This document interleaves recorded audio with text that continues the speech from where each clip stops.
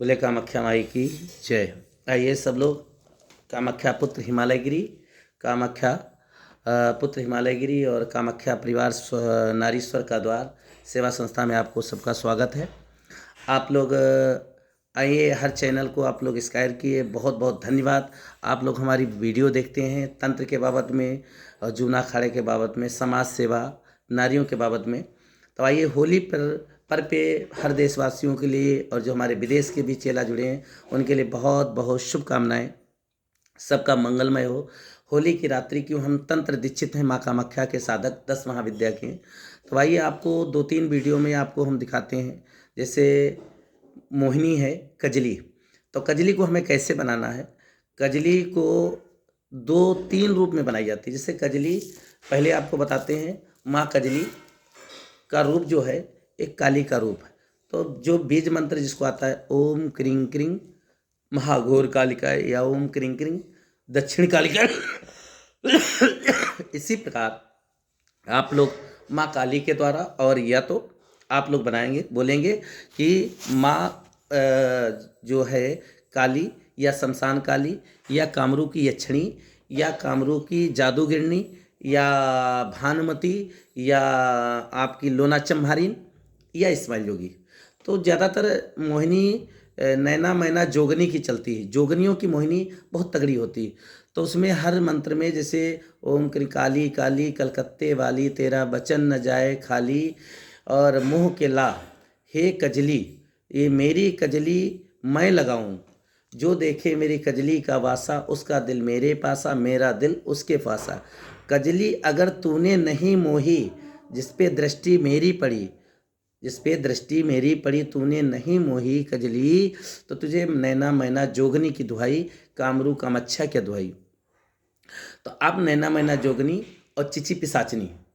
तो आइए, आप लोगों को कई बार मैंने चिची पिसाचनी के बारे में बताया, जो वर्तमान भूतकाल भविष्यकाल का ज्ञान भी देती है।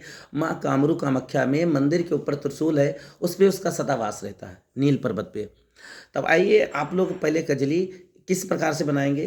देखो, एक तो कजली मंत्र नहीं याद है तो तंत्र की रात्रि, तंत्र में कोई ज़रूरत मंत्र की नहीं। एक तो सुअर के दांत में बनती है, जंगली सुअर का दांत लेके उसको घिस के पाउडर बना के, और मदार जो होता है, आंकड़ा भी बोलते हैं, कौंध भी बोलते हैं, उसकी रुई, और या नहीं तो कपास की रुई, दोनों को मिला के। और आप लोगों ने देखा होगा कि तगड़ी मोहिनी बनानी तो जो कमल होता है तालाब में, उसकी भी एक खुसर निकलता है रुई, तो उसकी रुई ले लीजिए।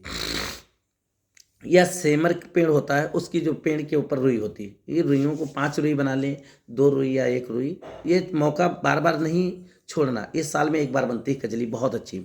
उसको ऐसे ऐसे रगड़ेंगे, और मिट्टी के बर्तन में या पीतल का बर्तन हो तो और अच्छा है। उसमें चमेली के तेल में बनती है और महुआ का तेल है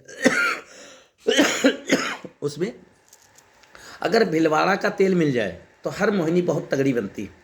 उन तेल में रख के ऊपर से बर्तन या पीतल का या कोई भी पात्र रखेंगे, उसके ऊपर नीचे अपना जला के, और वो रात में कजली पारी जाएगी उस कजली को छुड़ा के अपने आँखों में लगा सकते हैं, यहाँ पे बिंदी लगा सकते हैं, नहीं बहुत लोग बिंदी लगाते हैं।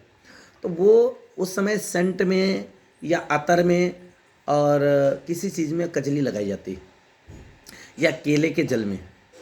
तो इससे क्या रहता, वो प्रभावित जब माँ काली की कृपा और कामाख्या की नैना मैना जोगनी की कृपा होती, तो उसमें मंत्र भी दिया, कामरू देश कामाख्या देवी जहाँ बसे इस्माइल जोगी, इस्माइल जोगी बोइन फूल फुलबारी, तिनका सुंघे लोना चंबारी, एक फूल वीर कामरू बसे, सो देखे कजली का वासा, उसका दिल मेरा पासा और मेरा दिल उसके पासा, सोए को जगाला जागे के बुलाला, दुहाई सुन लोना चम्हारी की, दुहाई कामरू कामच्छा की, दुहाई नैना मैना जोगनी की। तो इस मंत्र को भी आप अपना सकते हैं। नहीं तो अपना बीज मंत्र या काली का मंत्र, इसमें कोई ज़रूरत नहीं तंत्र में कि आपको मंत्र सिद्ध हो। रात में एक माला करें और कजली पार के सुंदर चांदी की डिब्बी में रखें जब तुम्हें ज़रूरत पड़े तो उसको। तो कजली कितने प्रकार में हो गई, एक सुअर के दांत में। दूसरा नंबर, जो उल्लू लोग मारते हैं, उल्लू के पंख जला के उसकी भस्म है या मांस की भस्म उसमें मिला के, और उसके तेल में, उल्लू के तेल में बनाई जाती है, वो बहुत तगड़ी पेवर कजली बनती है। कौवा के मांस में बनती है, कौवा के पंख में कजली बनती है, कोयल के पंखों में कजली बहुत तगड़ी बनती है। तो इसी प्रकार ये रुई सब रहेगी। और तेल चमेली का तेल या महुआ का तेल आपको बताए हैं, या भिलवाड़ा का तेल, ये तीनों में चलता है। तो इस प्रकार आप कजली बनाएंगे। इस प्रकार आपको जो हम अभी उज्जैन में एक कजली का मार्ग, जो हमारे शिष्य आ रहे हैं, दीक्षा ले रहे हैं, आप लोग जानते हो कि दीक्षा में इस युग में एक एक ताबीज कवच माला देने में 25-30 हज़ार रुपये खर्चा होता है, हवन सामग्री लाना ये। तो इसलिए हम ये काम इस समय बंद कर दिए, डाउन कर दिए। फिर भी बच्चे अपना खर्चा करने के लिए तैयार हैं। तो हर तंत्र में रात्रि जगाने में, पूजा पाठ में बहुत पैसा लगता है। 30,000, 40,000, 50,000 तक रुपया खर्चा होता है मनुष्य का। तो आप तंत्र की विद्या सीखेंगे, क्यों 3 दिन लगातार हवन करना चाहिए, पूजा करनी चाहिए। तो आप लोगों को जिनको सीखना है वो संपर्क करेंगे। मोबाइल नंबर है कामाख्या परिवार नारीश्वर का द्वार सेवा संस्था है अपनी, और तंत्र माँ कामाख्या साधक, मेरा नाम ही कामाख्या पुत्र हिमालयगिरी है। आप लोग हमेशा चैनल पर देखते हैं, इसलिए आपको 2-3 वीडियो में पहली बताई हमने कजली की। अब इसके बाद बताएंगे आपको वीर की सिद्धि, यक्षिणी की सिद्धि।